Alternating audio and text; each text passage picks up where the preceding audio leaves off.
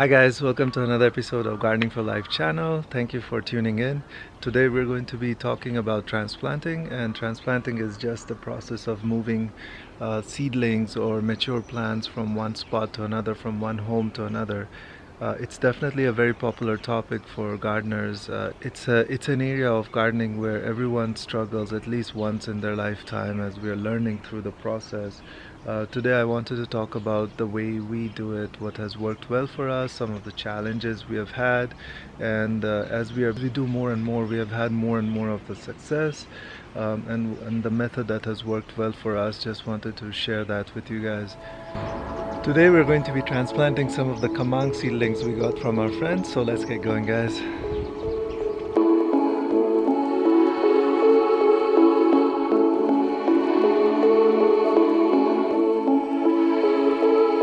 So one of the most demoralizing things I feel in gardening is the fact that when you give a lot of effort and love to the seedlings, and then when you try to move them around, when you try to transplant them, they don't do well and they die off.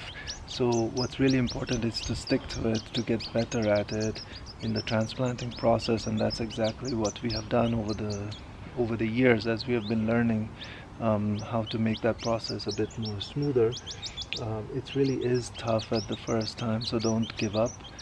What I would suggest is to just follow the tips and to do it more and more so that you get better at it.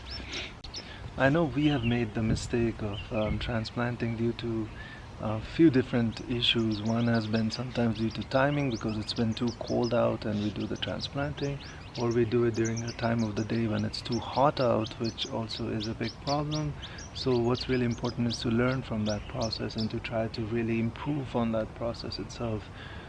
So what we'll get started with, here's our kamang seedlings, and we have set up the ground where we're going to plant these, and what you can see is that we have cleared out all the weeds. We have made sure that the soil is nice and moist, so we actually make sure that the soil is moist before we even start the transplant process.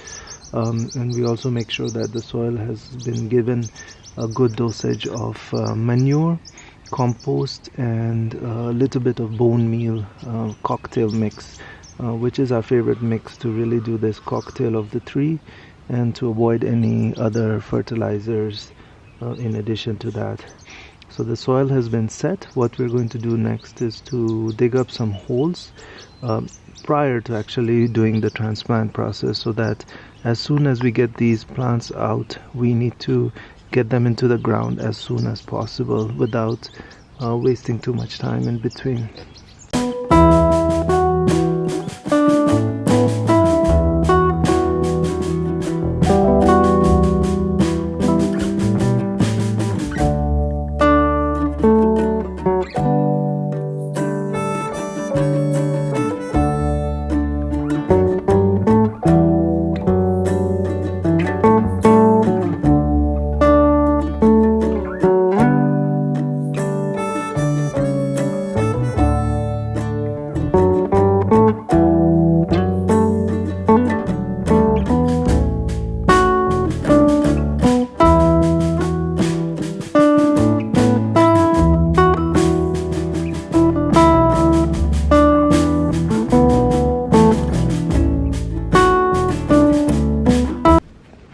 So one thing really key with transplanting process is to make sure that when you're moving the plants, whether it's from indoor to outdoors, is you don't want to do it too early. If you're doing it during the frosting season, they're going to just die off.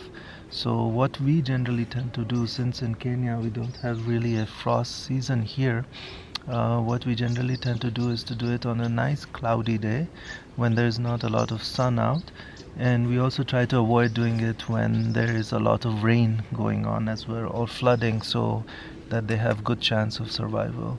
What's also key is, but for our viewers who might have a frost season, is to make sure that you don't move these seedlings out before at least a month after the last frost date, and you can check that in Google or Almanac on the date itself. So one of the ways that you can move the transplant is to actually roll it around a bit and to pull up the entire seedling, or I prefer this actually cut down into the cup roll it open, and what you want to do is to take the entire root ball. You don't want to pull it and break the seedling, so you want to grab the entire root ball and then you move it into the soil. As you're moving it into the soil like this, you want to make sure that there is plenty of space between the leaves and the soil itself, otherwise there would be a high chance of disease that could happen. And you also want to make sure that the seedling is quite deep in the soil and it's not touching the leaves themselves. And what we also tend to do with bigger seedlings or plants is we actually take off some of the leaves at the bottom if we need to make sure that it's well into the soil, but the leaves are not touching the soil themselves. So let's try one more seedling.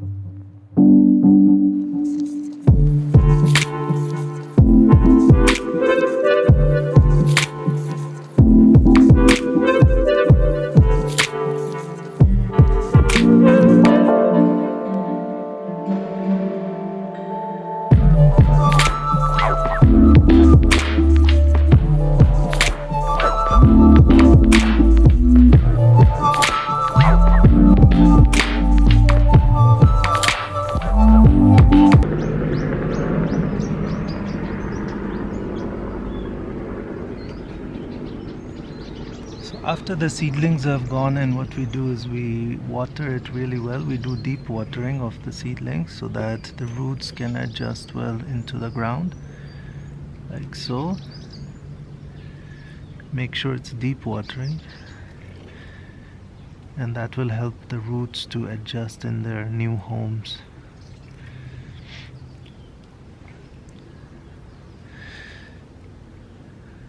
And as I mentioned before, what we do with the soil is we do the amendment before we actually move the transplant. So we hope you have enjoyed this video. We just wanted to take you on a trip with us to do a bit of transplanting this morning, and hopefully the tips were useful as well for you. It's really not a very challenging process. It's more of a practice. The more you do it, the better you get at it.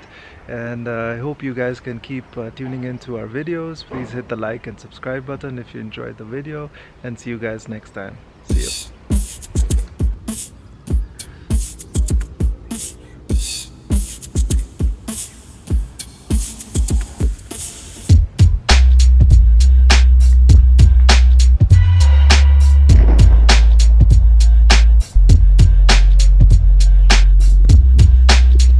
A quick update on our transplanted plants. So it's been about 2 weeks since we had transplanted these. They're doing extremely well, as you can see, growing really well, and we're hoping to see them grow and thrive. See you guys later.